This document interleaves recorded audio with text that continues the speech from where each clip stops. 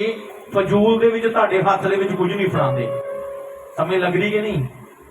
फजूल दे विचों तुहानूं बरकत भी नहीं दिंदे, फजूल च ओह तुहानूं चंगिया भी नहीं करदे।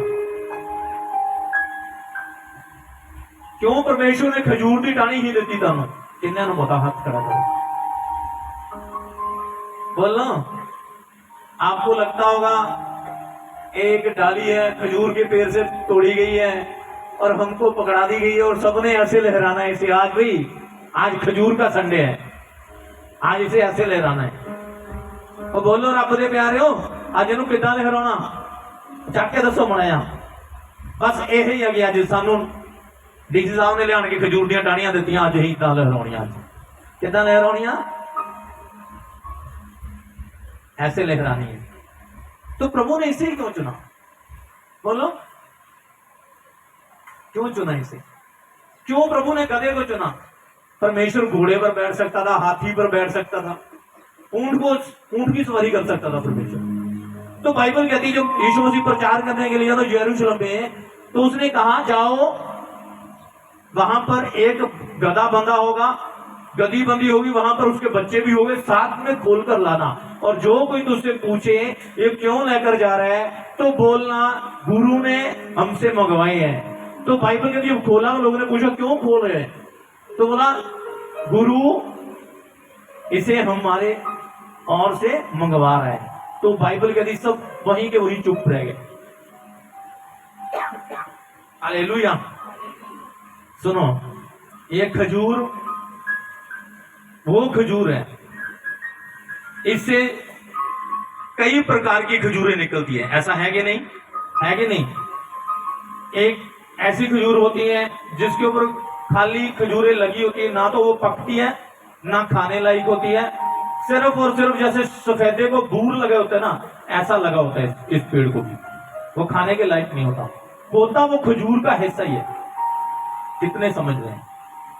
होता वो, लेकिन उसके ऊपर बूर लगे। आप बूर खाओगे जो कड़वा लगेगा मुंह को।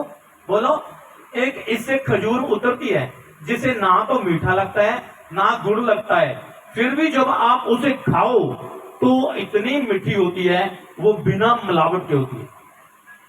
और एक इससे खजूर उतरती है जो गुड़ के बीच में से तैयार की जाती है चाणी लगाकर, और वो भी खजूर होती है। और एक खजूर इससे उतरती है जो रियल से उतरती है, थोड़ी सूखी होती है और खाने को मीठी होती है, वो भी क्या होती है? बोलो, एक ही पेड़ को कितनी तरह की खजूरें लगी। और एक इससे उतरता है शुभारा। क्या उतरता है? और बोलो कि उतरता है तो बोलो, और वो सूखा हुआ होता है। ऐसे है कि नहीं? ऐसे है कि नहीं? जब आप उसे तोड़ते हो तो आपको दांतों का जोर लगाना पड़ता है कि नहीं? ऐसा है कि नहीं? हिस्सा वो खजूर का ही होता है, लेकिन आपके दांतों का पूरा जोर लगता है उसे तोड़ने के लिए। लेकिन एक खजूर ऐसी होती है, आप उसे दांतों के नीचे चबाते हो, वो फटक से टूट जाती है और आपके मुंह में टेस्ट बनकर घुल जाती है। इसी तरह बाइबल कहती है कि मैंने तुझे, परमेश्वर कहता, खजूर की न्याय बनाया है। तू जहां पर भी जाएगा तू फल लेकर आएगा।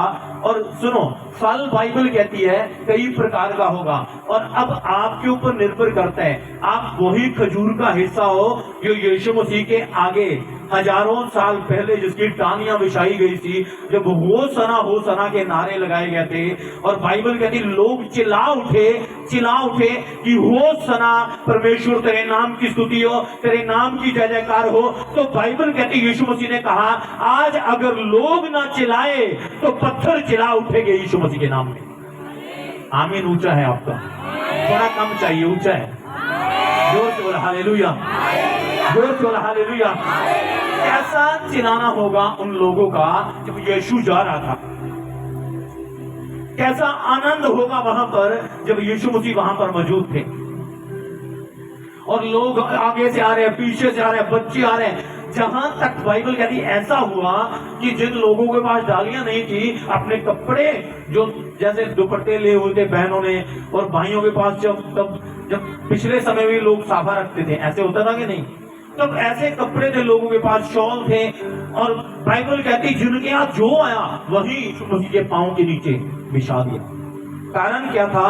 वो परमेश्वर की स्तुति के मतलब को जानते थे। वो जानते थे कि आज अगर हम ना बोलें, आज अगर हम परमेश्वर की स्तुति ना करें, तो आज के बाद जो पत्थर चिल्ला उठेंगे, क्योंकि पत्थर कहीं ना कहीं जानते थे कि परमेश्वर ने हमें बनाया है, हमें रचा है। आज यदि आप जान जाओ रियल से कि परमेश्वर ने हमें बनाया है, आपकी स्तुति अलग से होगी परमेश्वर के लोगों, यीशु मसीह के नाम। आमीन ऊंचा चाहिए।